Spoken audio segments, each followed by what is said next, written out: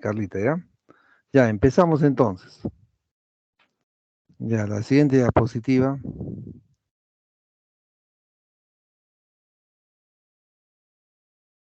Ya, entonces, la clase de hoy tiene que ver con el llamado síndrome convulsivo, o también que ya cuando ya se precisa un poco su diagnóstico de síndrome convulsivo, se puede convertir en una epilepsia. Entonces, ¿qué cosa es el síndrome convulsivo? Es una enfermedad neurológica, ¿no? Y que afecta fundamentalmente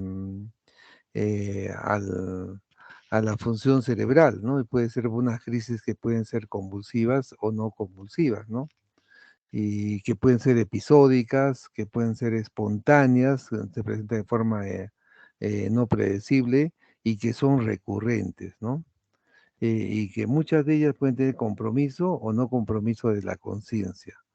Y que las características de estos cuadros son específicos de cada persona, ¿no? O sea, no son patrones exactos el comportamiento de este cuadro. La siguiente, por favor.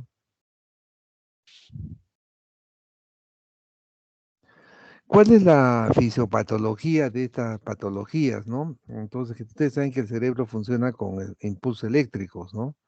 Y que tiene que haber unas sustancias que son las sustancias que producen la excitabilidad de la fibra nerviosa o de la neurona, y hay algunos elementos que son los que van a inhibir esa excitación, porque no podría ser demasiada actividad porque nos agotaríamos y nos entraríamos en apoptosis sistémica, ¿no? Entonces tiene que haber uno que produce la excitación y uno que haga la inhibición. Entonces tenemos sustancias como que son los neurotransmisores. Los transmisores que van a producir la excitación son el glutamato y el aspartato. Y también tiene que ver con algunos elementos hídricos y electrolíticos, ¿no? Fundamentalmente que son los que van a modificar la carga de la membrana para la transmisión eléctrica, y son los canales iónicos.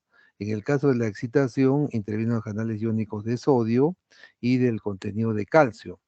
Mientras que en los que tienen que ver con la inhibición, fundamentalmente está el neurotransmisor GABA, y los canales iónicos tienen que ver con la entrada de cloro y la salida de potasio, ¿no? Entonces eso altera la carga es igual que el sistema que funciona a nivel cardiovascular, pero en el sistema nervioso. La siguiente. Entonces el cuadro convulsivo se va a producir precisamente porque hay un predominio de alguno de ellos, muchos estímulos excitatorios, y sin los inhibitorios, ¿no? Entonces esos son los problemas que se presentan, por eso que se producen las alteraciones en la función cerebral. Entonces, estos cuadros pueden producirse por factores propios de la neurona, como ya hemos visto, por la parte excitatoria o inhibitoria, o también por factores extraneuronales, ¿no? Que tienen que ver también con este proceso de excitación o de inhibición.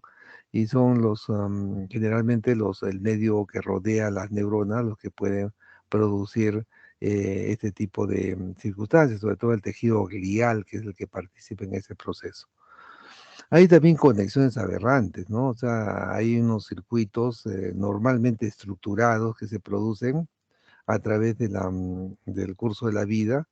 Hay varios estudios sobre ese tema de que los sistemas de funcionamiento cerebral se van estructurando desde el momento que se produce el huevo cigote y la formación ya del tejido neural. Ahí se van organizando los circuitos de funcionamiento. Pero algunas personas tienen circuitos aberrantes, ¿no? O sea, extraños, que no son frecuentes en el grupo de las personas en común, ¿no? Hay una teoría, por ejemplo, de que los pacientes que tienen que la riqueza, hay un porcentaje 0,01 de la población mundial es millonaria.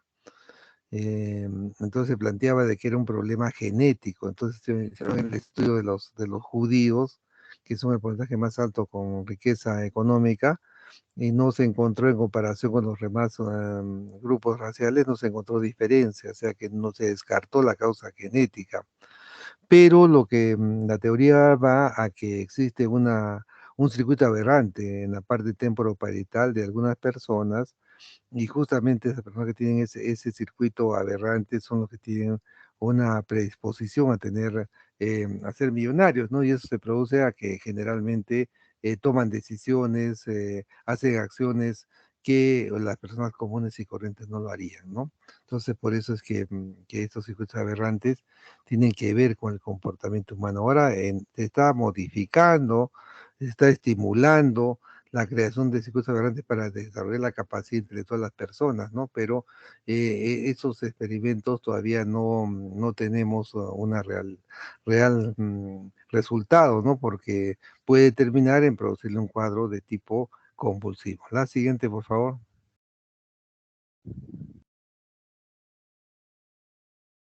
Entonces, la clasificación de este tipo de patología es variable, ¿no? O sea, puede ser, de comienzo, puede ser un problema focal o puede ser un problema generalizado, o no tiene una conexión clara si es focal o generalizada, ¿no?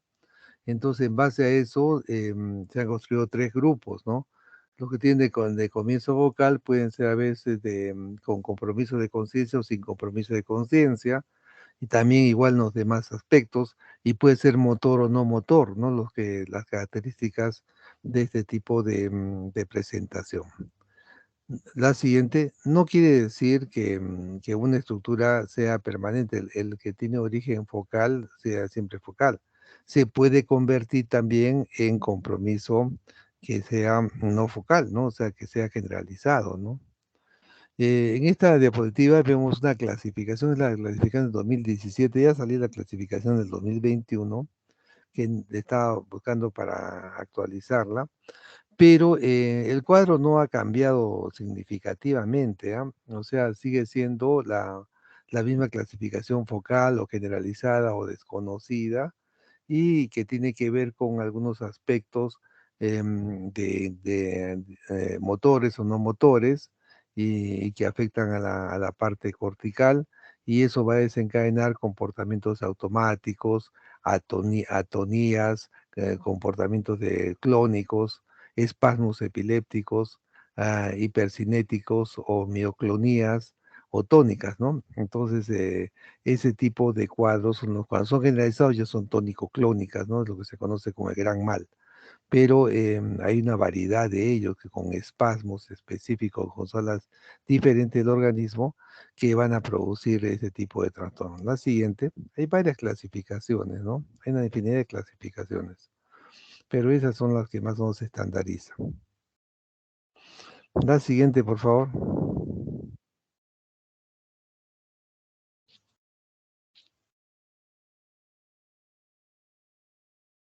No ha cambiado, ya está.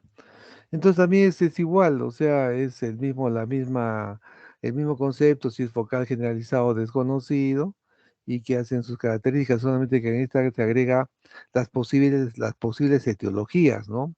Que puede ser de causa estructural, pues una alteración en la estructura conformacional del cerebro, ¿no?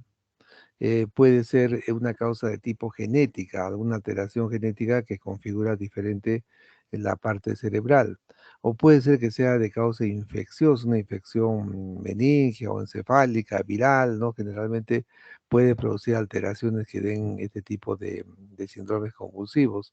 O pueden ser metabólicos, la acidosis metabólica o el exceso de glucosa, o exceso de algunos elementos que pueden desencadenar este tipo de factores metabólicos, ¿no? Puede ser también inmune, también inmunológico, de causa autoinmune, que podría producir este tipo de trastornos.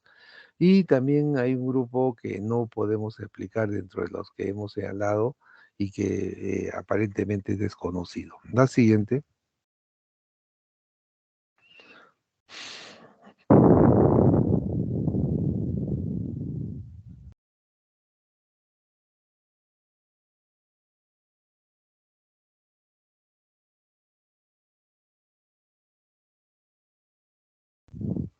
La siguiente, por favor.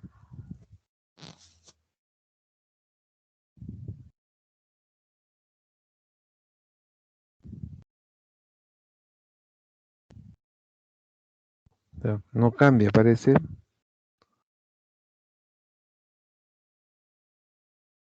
Ya lo cambié, doctor. Pero en mi imagen no En cambia. auras. Sí, estamos no, está en Auras es el siguiente diapositiva, pero en mi imagen no cambia, está congelado en la anterior.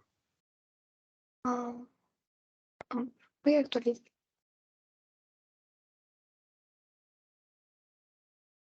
Esta parece un poco lento, ¿no?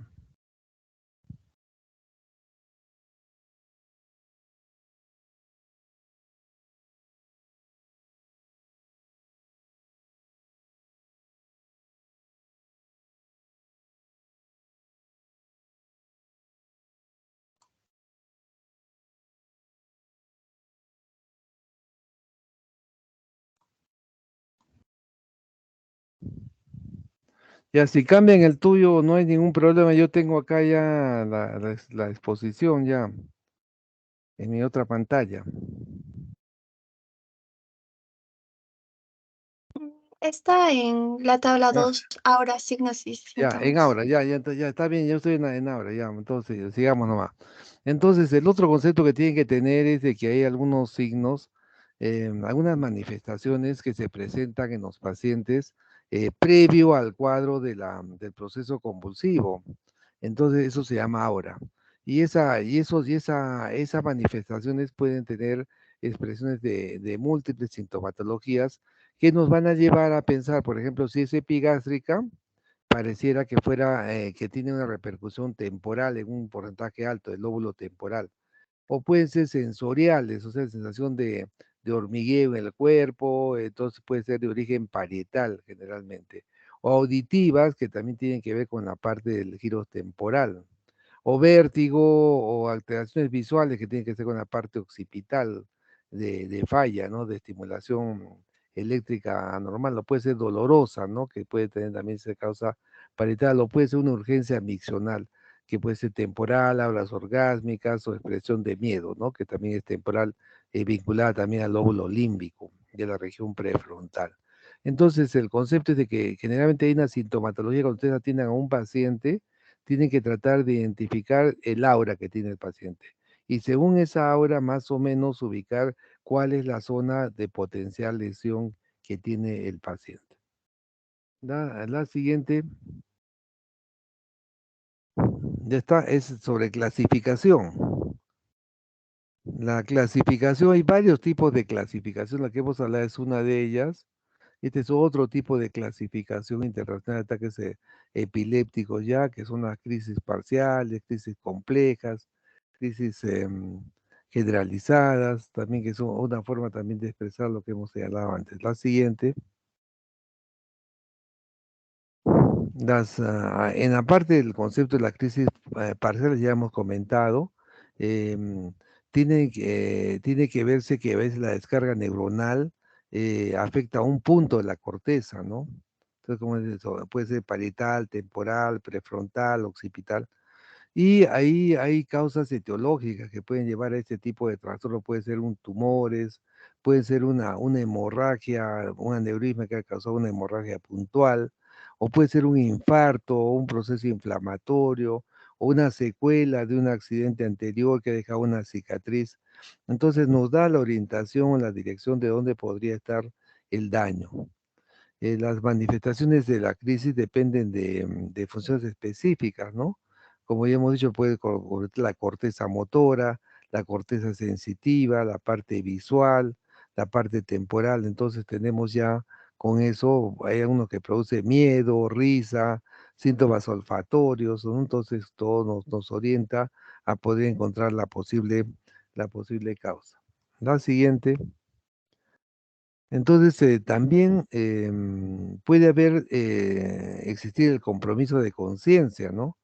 En los casos simples, la alteración de conciencia casi no se presenta, está ausente, solamente prende el aura y se presenta el cuadro convulsivo parcial, focal, elemental, leve, que a veces pasa desapercibido, ¿no? O si no, el cuadro ya complejo, los cuadros complejos ya tienen alteración de la conciencia, que pueden llegar a alteración de la conciencia hasta el coma del paciente, ¿no? y que estos cuadros complejos pueden progresar, después hacerse simples, o también pueden, los cuadros simples pueden pasar a ser generalizados, ¿no? La siguiente. Entonces, las crisis generalizadas son las que son las más llamativas y pueden ustedes presenciarlas. Generalmente puede ocurrir en niños, en personas que tienen falla genética. La falla genética se refiere fundamentalmente, como se menciona, a un déficit de los neurotransmisores inhibitorios. O sea, hay demasiada excitabilidad y no hay el control de la inhibición. Entonces, el paciente hace por esos cuadros persistentes de convulsiones, son cuando hay una falla genética desde la infancia. En algunos casos también se puede producir el cuadro que se conoce como el que es generalizado, que es el tónico clónico, o sea, son los típicos cuadros en el que el paciente pierde la conciencia. Aparte de perder la conciencia, hay una relajación de esfínteres, hay micción y hay evacuación. Entonces, eso es lo llamativo de un cuadro que se llama gran mal. Y hay otros cuadros que son llamados crisis de ausencia. Entonces, aparentemente la persona está sentada con nosotros conversando, de repente se calla y aparentemente tiene un vacío en su pensamiento. Se llaman los petit mal, ¿no? Y eso también ocurre fundamentalmente en época en pacientes jóvenes, ¿no? Es poco probable que sea en pacientes adultos. Las mioclónicas o las tónicas o las atónicas son otro tipo de manifestaciones, ¿no? Lo importante es que tengan ustedes unos tips para que diferencien lo que van a ver, ¿no? Ya la especificidad del cuadro lo van a afinar cuando tengan la posibilidad de hacer. Bueno, en la siguiente vemos lo que corresponde al tratamiento. Entonces, en el tratamiento, ahora existe una infinidad de fármacos, ¿no? Y tenemos una lista extensa de fármacos que se emplean para los cuadros convulsivos, ¿no? Y todos ellos tienen sus características, ¿no? Que actúan bloqueando los canales de sodio, los canales de calcio, o lo que tiene que ver con la parte del potasio, o inhibiendo el glutamato, o, estimulando la GABA para favorecer la inhibición. Entonces, cada uno tiene su mecanismo de acción parcial. Pero de esta infinidad vamos a estudiar algunos que son los que van a ver ustedes y van a tener acceso en sus hospitales cuando hagan el SERUMS, ¿no? Bueno, estos fármacos antiepilépticos tienen presentación, pues, que puede ser por vía oral, puede ser por vía parenteral, entonces tienen su cantidad de presentación que tienen ustedes que aprender a diferenciar, ¿no? Tiene una posología, tiene toda la farmacocinesia, ¿no? Tiene las indicaciones en qué caso de síndrome convulsivo van a aplicarlo de preferencia, tienen también algunas contraindicaciones que van a ustedes a revisar. Tienen también interacciones de los fármacos. Tienen que tener en cuenta que cuando un paciente tiene una patología, puede potencialmente tener otras, ¿no? Sobre todo eso pasa en la segunda mitad de la vida. Y esos cuadros tienen también su medicación. Entonces, la acción de varios fármacos combinados, entonces puede producir interacciones farmacológicas entre ellos. Está establecido que más de 3 fármacos que ingiera un paciente ya tiene potencialmente presentación de cuadros de interacciones secundarias, ¿no? Y también tienen que tener en cuenta las diferencias que tienen que ver con el embarazo y con la lactancia. La siguiente. También es un cuadro igual, también es una ficha que también establece, en este caso es la parte de cuando se unen las proteínas, el sustrato cómo se metaboliza, generalmente el metabolismo es hepático en la mayoría de ellos, y la vía de eliminación la mayoría es la vía renal, ¿no? Entonces, eso es lo que se puede establecer. La siguiente. Acá tienen los efectos adversos, ¿no? También infinidad cada uno de los fármacos que tenemos ahí tienen sus efectos adversos, ¿no? Entonces, van a producir generalmente hiponatremia, náuseas, vómitos, aumento del apetito, erupciones cutáneas, ¿no? Entonces, tienen que conocer ustedes cada fármaco en su efecto secundario, ¿no? y también los efectos que pueden producir en la parte neurológica. Pueden producir somnolencia, puede ser diplopia, o sea, visión doble, puede producir mareo, vértigo, ¿no? Irritabilidad, caídas, depresión. Entonces, eso tienen que conocer ustedes cuando indiquen este tipo de fármacos, ¿no? También tienen que conocer que los fármacos, la siguiente, por favor. Tiene que ver que los fármacos tienen que ver con la parte del anciano, ¿no? Y del niño. O sea, la respuesta del fármaco en una persona que tiene una composición corporal hídrica diferente, el niño tiene mucho contenido líquido, mientras que el anciano tiene poco contenido líquido en su organismo. Entonces el anciano tiene bajo el sodio, bajo el potasio, ¿no? Entonces el comportamiento del fármaco en ese escenario es diferente al de una persona dentro de los parámetros de normalidad. Entonces por eso que es necesario conocer los fármacos, manejar bien los fármacos para usarlos en el caso que correspondan, en este caso particular, en los síndromes convulsivos. La siguiente. Entonces, esta lámina es importante, yo creo que es la más importante de toda la exposición, para que puedan establecer las drogas antiepilépticas. Como les, como les decía, no hay una infinidad de fármacos, ¿no? De los fármacos antiepilépticos. Hay dos grupos importantes, los fármacos antiepilépticos y las benzodiazepinas, que también se usan para la parte epiléptica, ¿no? Entonces está el clonazepam, el alprazolam, lorazepam, midazolam, que vamos a ver más adelante. Y en la parte de los antiepilépticos se dividen en dos grandes grupos, los que eran de uso antiguo, nos hemos usado mucho los antiguos y los seguimos usando, ¿ah?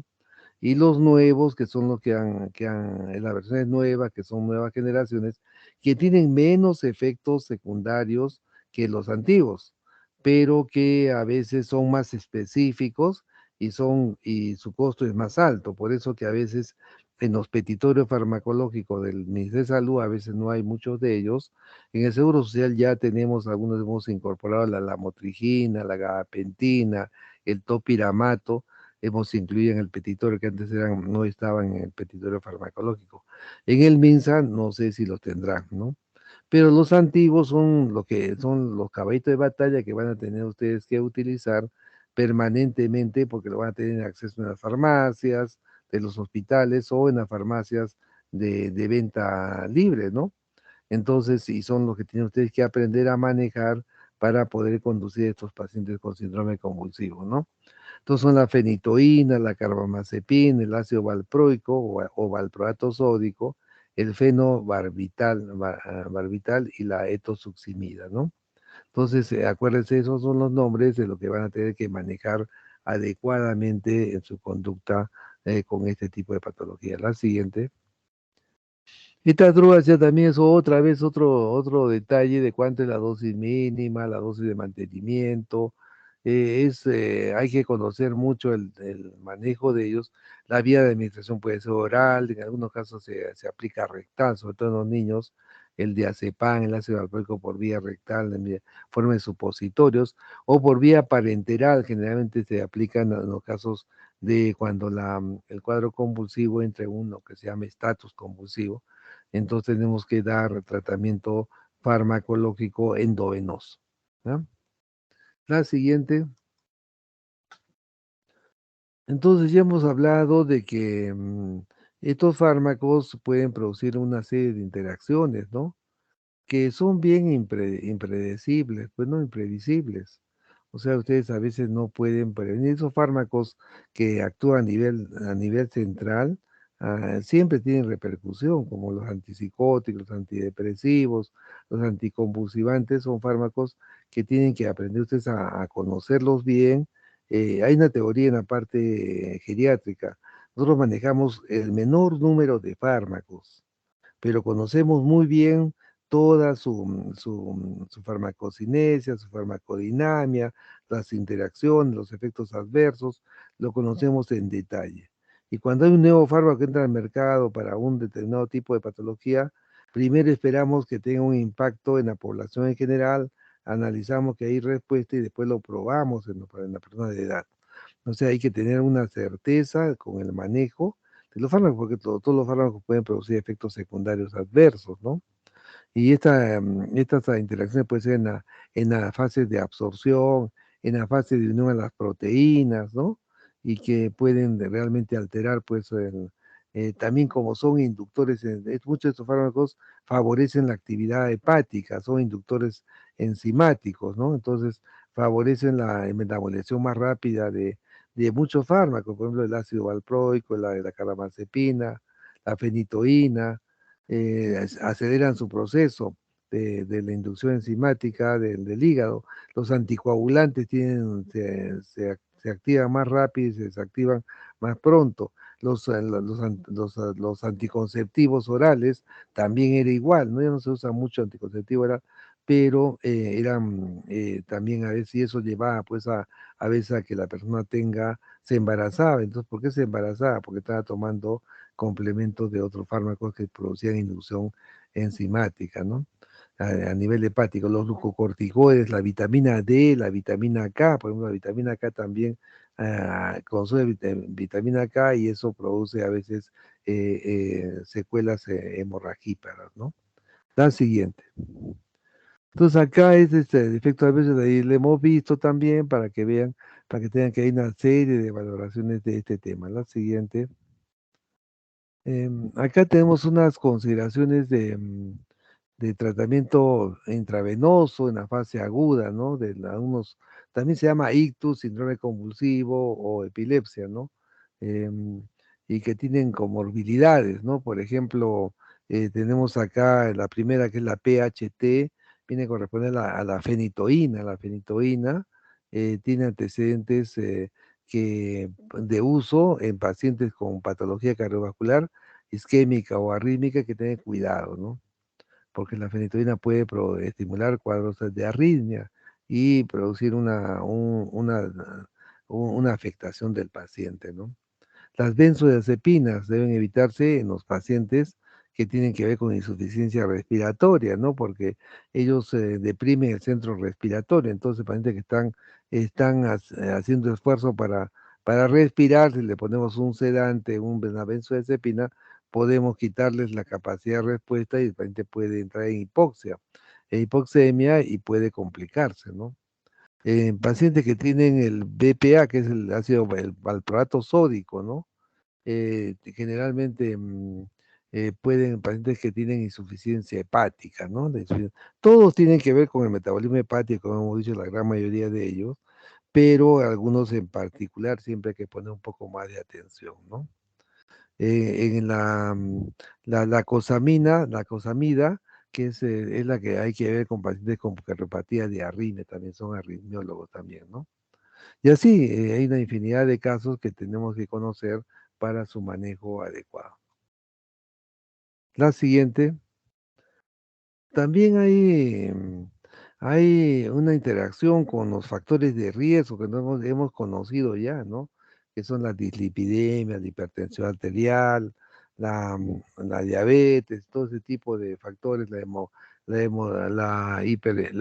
hemocistinuria, cistinemia. Entonces son factores que tienen que ver con algunos de los fármacos que estamos usando y hay que tratar de conocer para su aplicación adecuada. La siguiente. Bueno, entonces, ¿cómo usamos los fármacos? ¿No? Tenemos un paciente que presenta un cuadro convulsivo, entonces tenemos que ver cómo iniciamos el cuadro, ¿no? Entonces le damos un tratamiento generalmente con un fármaco. Generalmente usamos la monoterapia inicial, salvo que el cuadro haya sido aparatoso y ha requerido estudios complementarios, ¿no? Pero estoy hablando de un paciente que ustedes lo traen a su servicio de atención del centro de salud donde están en el CERUM y dice que ha presentado un tipo de cuadro. Entonces usted tiene que preguntar si tuvo aura o no, cuál fue el aura al paciente, que cuando ya está recuperado, despierto, le va a decir qué es lo que sintió antes de eso, ¿no? Y también cómo fue el cuadro, o sea, hubo movimientos tónicos de contracción y de relajación del cuerpo, si fue focalizado, si comprometió las cuatro extremidades, si hubo mordedura de lengua, porque esos pacientes se muerden la lengua, y si hubo un compromiso de conciencia, ¿no? Entonces algunos dicen, pueden decir que no, pero entonces le pregunta, ¿usted se miccionó, se mojó su pantalón, o se produjo orina, o se ensució? Entonces son parámetros para decir de que ese paciente tiene compromiso de conciencia, porque cuando se produce la descarga excitatoria a nivel cerebral generalizada, se produce un bloqueo de las demás y hay una relajación de los esfínteres, como la pérdida de conocimiento del paciente, ¿no? Entonces, eso tienen ustedes que indagar. Entonces, iniciar el tratamiento con el fármaco que ustedes vamos a ver qué fármaco podemos usar. Y después de eso hay que pedirle al trimestre que pedir sus controles hematológicos y sus controles bioquímicos, ¿no? Y generalmente cuando da el tratamiento, anualmente tienen que ser evaluados estos pacientes, no es en forma indefinida, ¿no? La siguiente. Entonces, hay a veces cuando usamos estas drogas, ya como hemos dicho, hay una serie de efectos secundarios que se pueden presentar, ¿no? No, pues, temblor, puede presentar disminución de la hormona antidiurética, hirsutismo, sedación, exantema cutáneo que ya lo hemos visto anteriormente. Bueno, seguimos con la parte del tratamiento. Entonces, al iniciar el tratamiento, hacemos primero, tenemos que llegar supuestamente al diagnóstico, ¿no? Dentro de los criterios que evaluamos, es un síndrome convulsivo, puede ser lo focal o puede ser generalizado. Por las características de la manifestación del labio, podemos pensar que puede ser el lóbulo temporal, lóbulo frontal, lóbulo occipital, de acuerdo al efecto más directo. Entonces ya tenemos una cercanía a la posibilidad diagnóstica, ¿no? Em, pero obviamente que no tienen ustedes la posibilidad de tomar un electrocardiograma o encefalograma, no tienen la posibilidad de tomar una resonancia magnética para comprobar el estudio del paciente, pero pueden pedir un set completo de la parte bioquímica, hematológica que hemos dicho, ¿no? Entonces, en base a eso establecemos la posibilidad diagnóstica y la frecuencia de presentación de este tipo de cuadros, la severidad que tiene el cuadro, si es un cuadro con compromiso de conciencia severo, ¿no? Y establecer qué tipo es, si es focal, si es mioclonía, si es tónico clónico, tónicas nada más. O sea, ese tipo de factores hay que tratar de establecer, ¿no? Es en la primera crisis se establece eso para que pueden tomar su electroencefalograma, si es que tienen acceso, o si no, hacer una conducta expectante, observación y de seguimiento del paciente. Em, Después de que ustedes le han dado el tratamiento, tienen que evaluar, aparentemente, como hemos dicho, a los 3 meses, para ver si hay un cumplimiento de la terapia, ¿no? Porque ese paciente, si lo dejamos irse nomás sin ningún tipo de control, ese paciente puede hacer un abandono de la droga y tener pues otros cuadros convulsivos con complicaciones. La siguiente, por favor. Entonces, ¿cómo hacemos la elección del fármaco? Ese es uno de los problemas más establecidos. Solamente yo les recomiendo, la revisión acá, esos son los fármacos convencionales, ¿no? Que hemos dicho, la carbamazepina, el ácido valproico, el fenobarbital, ¿no? El clonazepam, la fenitoína, son los fármacos que vamos a ver, ¿no? Acá hay una clasificación del tipo de epilepsia con el fármaco potencialmente que debe usarse, ¿no? Pero eso vamos a verlo mejor en un cuadro más adelante. Tenemos que saber si el paciente generalmente le damos monoterapia o si el cuadro es muy severo, a veces necesitamos darle dos fármacos, ¿no? Entonces, para ver cómo es la evolución del paciente, si la respuesta es buena o hay resistencia al tratamiento. Entonces, generalmente los cuadros, como dice la epilepsia mioclónica, son las más difíciles de manejar, ¿no? Pero son las menos frecuentes, son un poco frecuentes, ¿no? Cambio en el tratamiento cuando de repente después de los 3 meses que hemos evaluado en el paciente, vemos que no cumplió su razón porque el paciente ha presentado otro cuadro convulsivo secuencial, entonces tienen ustedes que ver qué alternativa tienen para utilizar dentro de la arsenal que tenemos de fármacos para el síndrome convulsivo. Y de repente, cuando ya el paciente está estabilizado, ya hay 2 años, por lo menos que no hay cuadros, pueden hacer una suspensión de tratamiento y observarlo, ¿no? Y ver todavía, tomarle algunos estudios neurológicos, electroencefalograma, ¿no? Para ver si el paciente realmente ya mejoró en forma significativa, ¿no? O sigue en el problema, ¿no? Y también si tiene riesgo de... La siguiente, por favor. Ya, estamos ahora en otra lámina que también es importante que la vean, ¿no? Que es la parte del tema. Tenemos dos láminas que les he mostrado, los fármacos que se usan, generalmente los nuevos y los antiguos que vamos a usar, y en este es más o menos para que en los cuadros, en los tipos de cuadros de síndromes convulsivos o de epilepsia se van a presentar, son los parciales y los generalizados que hemos visto, ¿no? Que ya hemos comentado. Y si vemos, casi en todos ellos podemos usar los fármacos que ya los clásicos, ¿no? La carbamazepina, la fenitoína, el ácido valproico y el fenobarbital. Entonces, si ustedes ven, en todos ellos, en el parcial y en el generalizado, pueden usar generalmente casi una combinación de ellos, ¿no? El ácido valproico es el que se usa casi en todos ellos.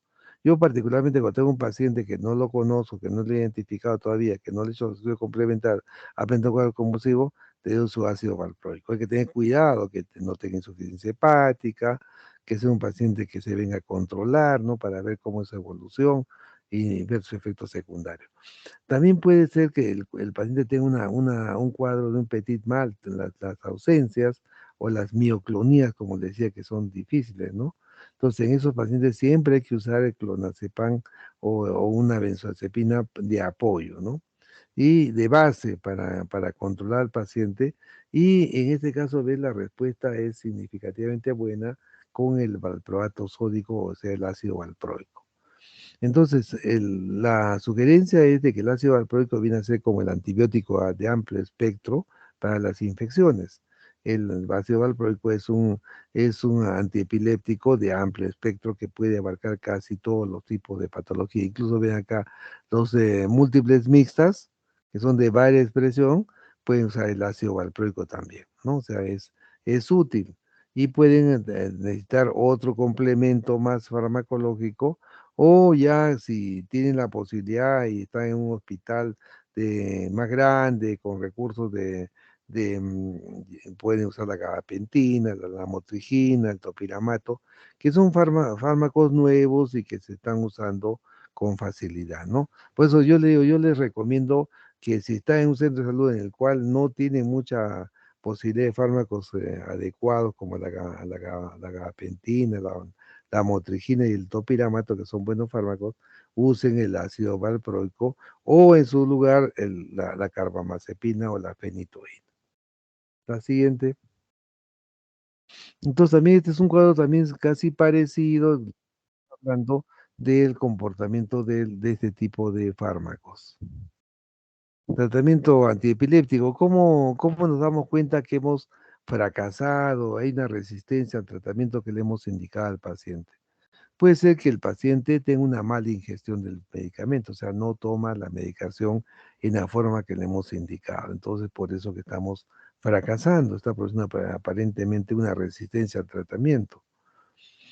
Puede ser que nos hayamos equivocado y que no es un cuadro convulsivo específico y el fármaco que le estamos dando no interviene claramente, ¿no?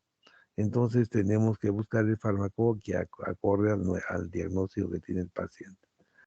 Puede ser que tenga una mala prescripción, o sea, una politerapia, o sea, que tiene aparte del fármaco que estamos dando para la epilepsia, el paciente es diabético, el paciente es hipertenso, ¿no? Entonces se tiene insuficiencia renal, entonces tenemos que evaluar la interacción de estos fármacos y la dosificación que le estamos dando. De repente le estamos dando una dosis muy alta y tenemos que ajustar algunas otras dosis o cambiarle un fármaco que sea más adecuado. Una causa de la evolución no diagnosticada como puede ser que nosotros hayamos pensado que es un cuadro, síndrome convulsivo banal, pero el paciente va a seguir presentando el cuadro y puede ser que tenga un tumor, ¿no? Entonces tienen que tomarle una tomografía para ver y estudios complementarios para descartar algún otro tipo de patología, ¿no? Puede ser que sea un tumor de pulmón que disparó a la parte cerebral, ¿no? Que no es un tumor primario del cerebro, sino que es de la parte, o de riñón, que son los que disparan, riñón y pulmón son los que disparan al cerebro, ¿no? Bueno, la siguiente. Entonces, en los casos ya un poco más severos, aparte del tratamiento del ácido valproico, la fenitoína, la carbamazepina que puedan utilizar, tienen ustedes que acompañarse con una benzodiazepina. Entonces, la benzodiazepina se puede dar si es un problema severo, se da por vía oral, y si es un cuadro agudo, tienen que usar la vía parenteral. La siguiente. Entonces acá tienen un cuadro de todas las benzodiazepinas que usamos, el clonazepam, el diazepam, el midazolam, el lorazepam pues una buena benzodiazepina, usa mucho en la escuela norteamericana, lo usa mucho, pero acá en nuestro medio no ha logrado intervenir, no lo usamos con frecuencia, ¿no?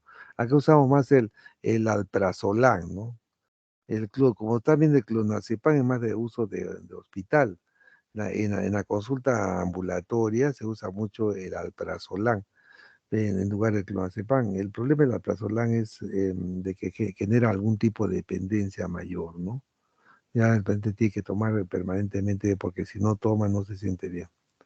Bueno, la siguiente, por favor. Entonces acá es lo mismo para que tengan una idea de todos los fármacos que intervienen. Y cuando el cuadro ya está instalado, es un cuadro muy severo, entonces hay que aplicar aparte de las benzodiazepinas y de los anticonvulsivantes, pueden ayudarse con lidocaína, porque también es un bloqueante también a nivel central, ¿no? De la fase excitatoria, ¿no? Que hemos hablado em, y, y pueden complementarse con la fenitoína o con otros fármacos para el paraldehído, también puede ayudar. Ya, muy bien. La siguiente, por favor. Entonces, hay otros fármacos que son de segunda línea, ¿no? O sea, la primera línea son las benzodiazepinas, pero podemos darle también la fenitoína, ácido valproico como segunda opción, la, mm, el topiramato, ¿no? Para que también pueden ayudar para el tratamiento. La siguiente. También hay cuando el cuadro es agudo, pero y aparte de ser agudo, el cuadro es recidivante, permanente, lo que se llama estatus. O sea, de repente sale de su convulsión, vuelve a hacer convulsión, sale de su convulsión, vuelve a hacer otra vez convulsión, entonces se va a dañar el cerebro. Entonces tenemos eso, se llama estatus epiléptico, entonces tenemos que actuar con fármacos que sean potentes, ¿no?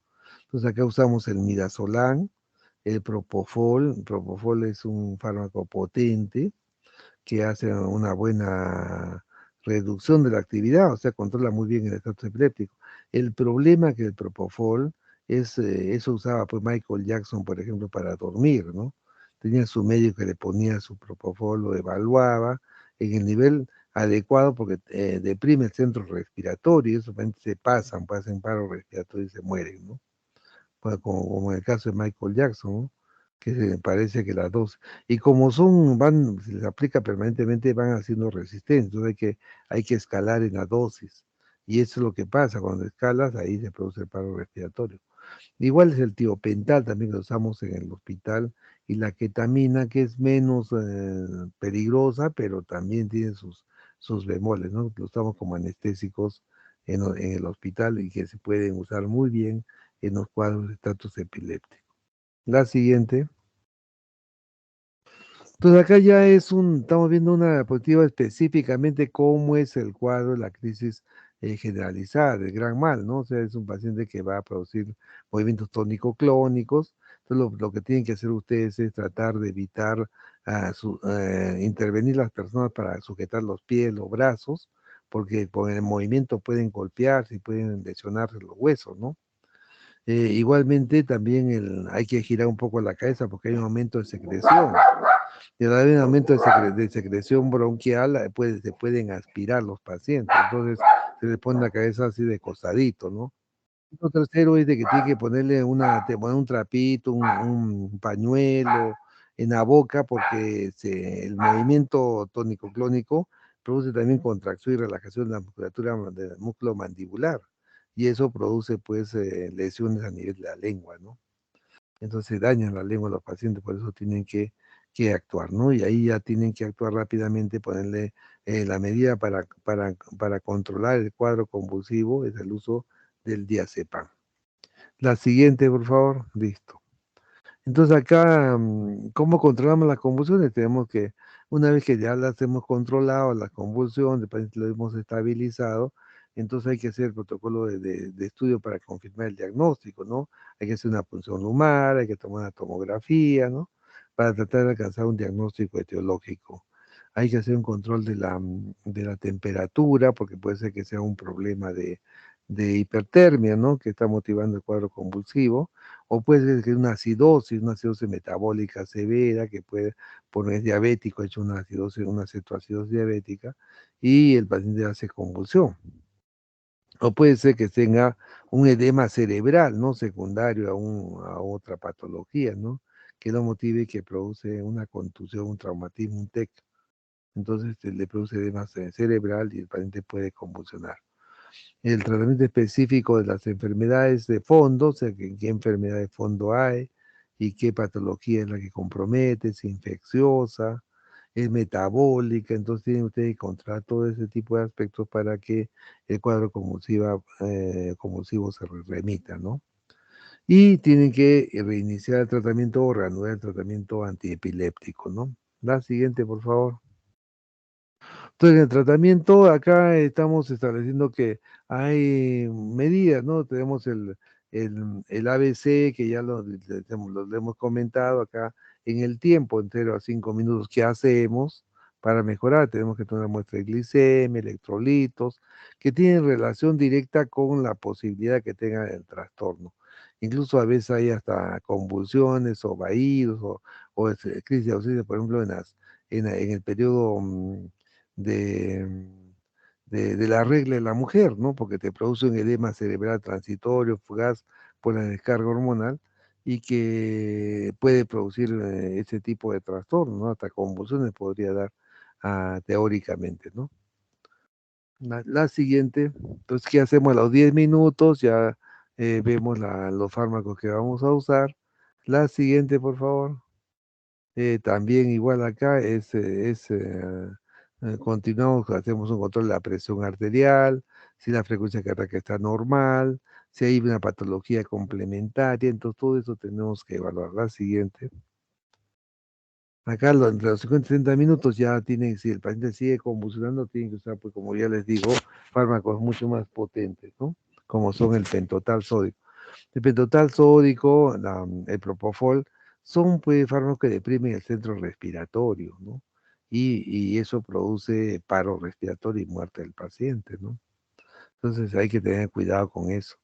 Y la lidocaína también, que disminuye la capacidad de excitabilidad de la célula neuronal, ¿no? Entonces también ayuda a reducir el efecto. Son medicamentos, como son de uso parenteral, endovenoso, son de manejo hospitalario, porque tiene que tener vigilancia en su aplicación, porque a veces hay infusión con lidocaína, entonces, o infusión con pentotal sódico, o infusión con midazolam, entonces tiene uno que tener el control de esa medicación, ¿no? Y eso es un manejo de UCI, ¿no? Que tiene con su bomba de infusión, las 3 bombas de infusión para el manejo del fármaco y el monitoreo permanente para que tengamos la frecuencia respiratoria, la presión arterial, la regularidad de su frecuencia cardíaca, la podemos objetivar claramente en el monitor. La siguiente, por favor. Entonces acá ya vamos a tocar algunos tópicos que son comunes, ¿no? O sea, que somos el síndrome convulsivo febril, ¿no? Que generalmente se presenta en la población infantil. La siguiente. Entonces acá en esos cuadros ya hemos señalado que se usa pues el diazepam, pues se hace endovenoso, dosis de acuerdo al peso talla del paciente, o también se puede dar diazepam por vía rectal, tiene su absorción y permite el diazepam baja la conducción nerviosa, pero deprime levemente el centro respiratorio, ¿no? y calma la ansiedad. Entonces el paciente logramos estabilizarlo un poco de su cuadro convulsivo, ¿no? La siguiente, el ácido valproico también podemos usar, como hemos dicho, por vía oral o por vía parenteral, y también el fenobarbital. El fenobarbital lo usábamos mucho antes, ya no se usa mucho porque producía pues depresión, produce depresión centro respiratorio, ¿no? El ácido valproico no produce casi depresión centro respiratorio, es mucho más, más seguro para manejarlo, ¿no? Acá de confusiones febriles pueden usar por vía parenteral todos estos fármacos que estamos viendo. La fenitoína tenemos también de acceso en los hospitales también. El ácido valproico, el diazepam, en lo que más está cerca, ¿no? Podemos usar el fenobarbital, que como digo, no se usa mucho. Los anestésicos se usa más el propofol, el tiopental, pero el problema es de que hay que tener vigilancia. Y la vigilancia tiene que ser en UCI. Después hay que establecer si es temperatura muy alta, hay que usar medios físicos para bajar la temperatura o usar el metamizol endovenoso. Un comentario para su conocimiento. El metamizol, generalmente acá nosotros en América Latina y en Perú particularmente, lo usamos por vía endovenosa. Pero si ustedes se van al hemisferio norte, Estados Unidos, Europa, está prohibido el uso de metamizol por vía endovenosa, ¿no? Porque produce hemólisis, y la hemólisis produce taponamiento renal y puede llevar al paciente a la muerte, ¿no? Bueno, ahí se identifica rápidamente, aplica hemodiálisis y se salva, ¿no? Pero acá nosotros hemos aplicado todo el tiempo la metamizol y no hemos encontrado, parece que es un problema idiosincrático de tipo racial, ¿no? Que es el que produce ese tipo de complicaciones. Pueden dar paracetamol, baja un grado simplemente y el efecto demora un poco en actuar, pero tiene un tiempo de duración un poquito más prolongado. O ibuprofeno o algún otro antipirético que les va a ayudar a bajar la temperatura ya por vía oral, ¿no? O por vía parenteral. La siguiente, por favor. Entonces, hay pacientes que hacen también un cuadro de febriles recurrentes, ¿no? Hacen convulsiones permanentes. Entonces, lo que hay que hacer es evitar que el paciente tenga un factor que estimule la convulsión, ¿no? Entonces, las infecciones hay que tratarlas de controlar y ver qué factor predisponente tiene para hacer ese tipo de complicación. La siguiente, por favor. Y acá tenemos otro grupo también de epilepsia también que es bueno trabajarla, ¿no? Y es la epilepsia en embarazadas. Las embarazadas son todos los antiepilépticos son teratogénicos en más o en menos intensidad. Es un problema el manejo en personas embarazadas. La siguiente. Entonces, en primer lugar hay que hacer un consejo preconcepcional, ¿no? O sea, las personas embarazadas tienen que tener una vigilancia y tienen que tomar una decisión de si se embarazan o no se embarazan, ¿no? Porque por los problemas que podrían tener de efectos secundarios, ¿no?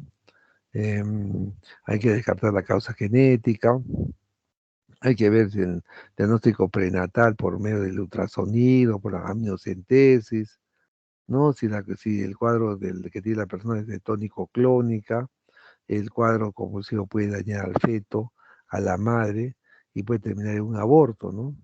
La dieta preconcepcional debe de contener adecuados niveles de ácido fólico. Se usa mucho ácido fólico de protección, ¿ah? En esos pacientes gestantes que tienen problemas de convulsiones. Pacientes sin convulsiones, menos de 2 años, se retira la droga cuando ya está normal, se retira después de 2 años, ¿no? Es un tiempo adecuado, ¿no? Y un tercio, como hemos visto, hacen recaídas, ¿no? Em, y generalmente en esos pacientes gestantes se usa solamente monoterapia, ¿no? Vamos a ver eso más adelante. Entonces ahí hay que ver qué medicamento vamos a usar para el cuadro convulsivo, y que es uno de primera línea o que todos hacen problema. Se puede usar, como digo, las combinaciones politerapia no son adecuadas. Hay que evitar usar el valproato en una medida de carbamazepina, ¿no? Pero si no tienen fármaco, tienen que usarlo, porque es peor que convulsione el paciente a que no tenga tratamiento. Y el ácido fólico siempre se va a proteger, ¿no? Cuando se usa el valproato sódico hay que evitar elevar los niveles en el plasma. Mucho antes se dosaba la concentración del fármaco en sangre, ¿no? Y casi ya no se usa eso porque tenemos el control, ya conocemos un poquito más su farmacocinesia, ¿no? Pero antes dosábamos y hay muchos hospitales que no tienen para dosar este tipo de sustancias. La siguiente.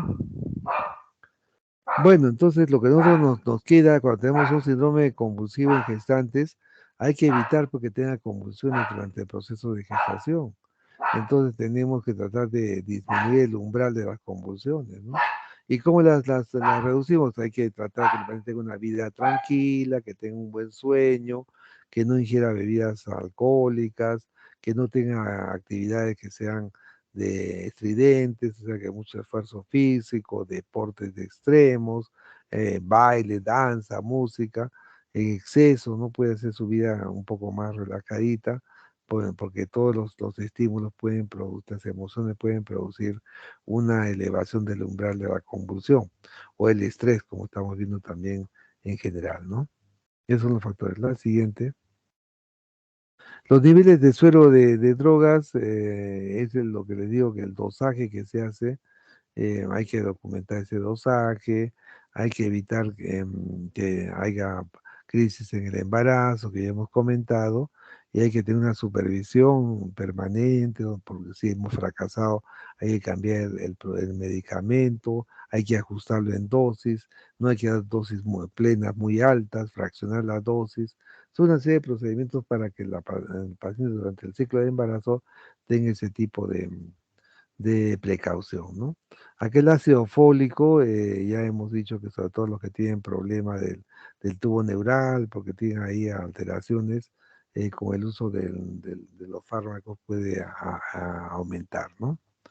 En la parte del embarazo hay que hacer todos los estudios a la gestante, hay que ver los niveles de alfa-fetoproteína en el suero materno, para, acá tenemos un problema en cuanto al control de la gestacional, ¿no? Eso ustedes van a tener que enfrentar eso en el futuro.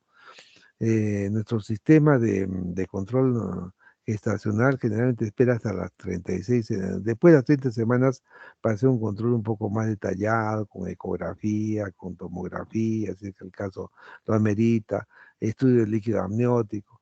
Pero ya en ese momento ya el feto está formado, ya no hay nada que hacer. Entonces el ciclo va a seguir del paciente y va a tener que nacer. El feto recién nacido va a tener que nacer con todas las secuelas y complicaciones que pueda tener, ¿no? En el hemisferio norte, sobre todo en la parte europea, se hace a las 16 semanas se hace el estudio. Se hace el estudio de todo el perfil inmunológico, todo el perfil, la imagen del feto, para ver la distancia de los globos oculares, la conformación nasal, para ver, porque son las características que nos van a decir que hay problemas en la conformación morfológica del feto, ¿no? Y se hace punción de líquido amniótico para ver si es que hay algún factor adicional, una alteración de la parte cromosomial, ¿no? Entonces, y ahí le dicen a la familia, mira, su hijo tiene este problema, ustedes pueden tomar la opción de que siga el embarazo o pueden interrumpirlo. Esa posibilidad no tenemos en nuestro medio porque está prohibido. Legalmente no se permite, no está dentro de los criterios del aborto terapéutico. ¿Se da cuenta? Por eso que a veces nacen niños con problemas severos de congénitos o alteraciones severas que realmente es un problema para su desarrollo, ¿no? Como el concepto de que no pueden cortar la vida, entonces realmente hay esa secuela significativa, ¿no? Que afecta pues obviamente a la sociedad y en particular a la familia, ¿no? Bueno, la siguiente, eso ya es un problema ético que ya lo dejo a ustedes, a cada uno de su decisión, ¿no? Entonces también hay que administrar pues vitamina K, como hemos dicho, son todos estos fármacos son inductores enzimáticos, acortan el periodo, puede haber deficiencia transitoria reversible de los factores de la coagulación, ¿no? Puede haber hemorragias intracraneales en los pacientes cuando sucede eso, hay que dar suplementos de vitamina K para que el paciente esté con mejor evolución. La siguiente. Acá esto ya es un algoritmo para que vean si es una paciente que está gestando, es una paciente epiléptica, se puede embarazar, hay que programar el embarazo. Y generalmente, si no, si el embarazo es no programado, entonces es otra circunstancia, ¿no? Entonces acá lamentablemente muchas veces en nuestro medio el embarazo no es programado, el embarazo se lo encuentra en el camino y la paciente realmente a veces no tiene el criterio, no tiene el consejo adecuado de la parte médica como para orientarlo al paciente o también a la familia, ¿no? Porque es un problema de instrucción familiar, ¿no? Para esa recomendación. Entonces, si el paciente tiene un embarazo programado, ya es más fácil porque se puede suspender o se puede bajar la dosis del anticonvulsivante, o no es recomendable que suspendamos.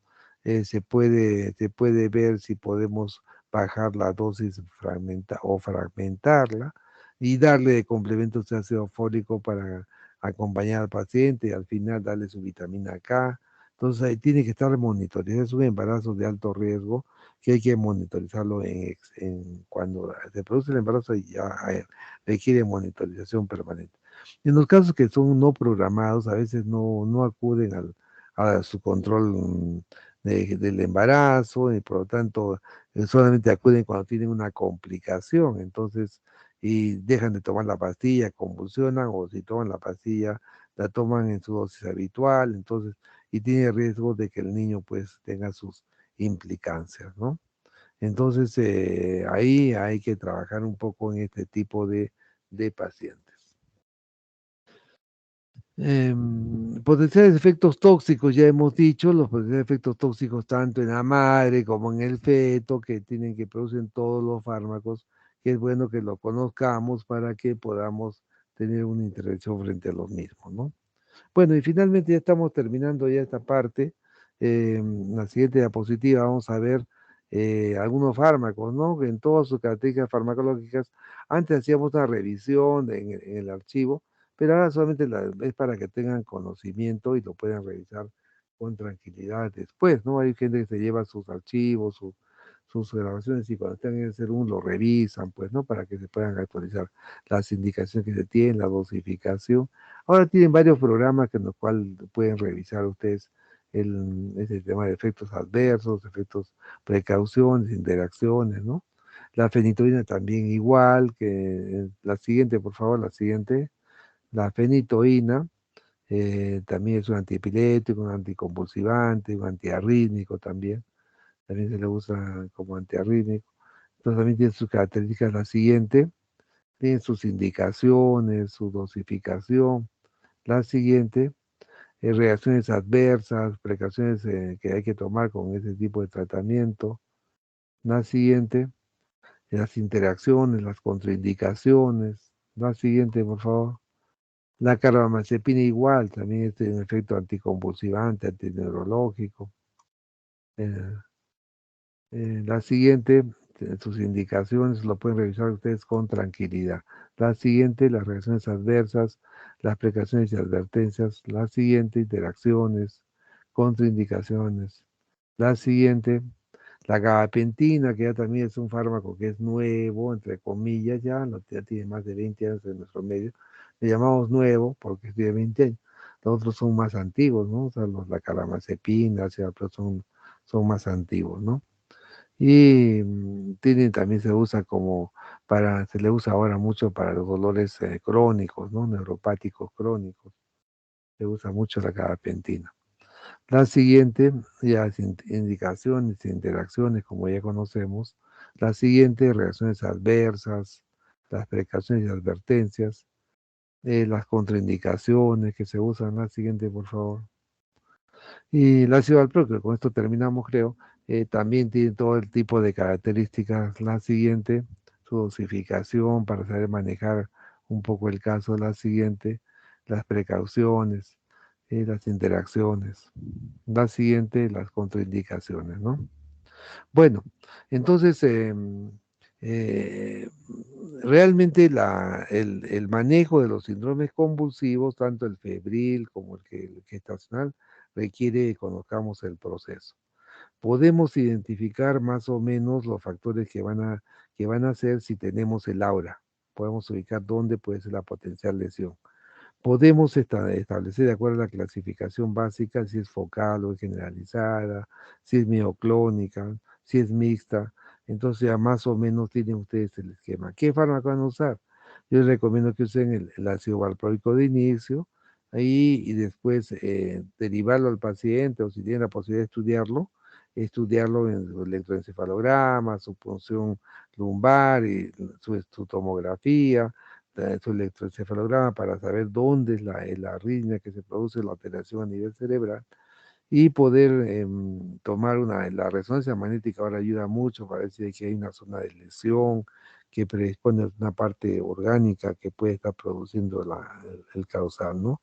Y también las demás patologías que tiene el paciente y que se van a adicionar, obviamente, al, al tratamiento y que tienen que manejar muy bien la parte de interacciones farmacológicas, ¿no?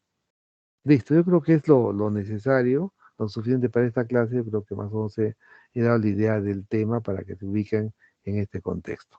Ok, la siguiente ya es el fin de la diapositiva. Gracias, doctor. Ok, muy bien. Ya, ok, ya tienen la diapositiva para que lo revisen.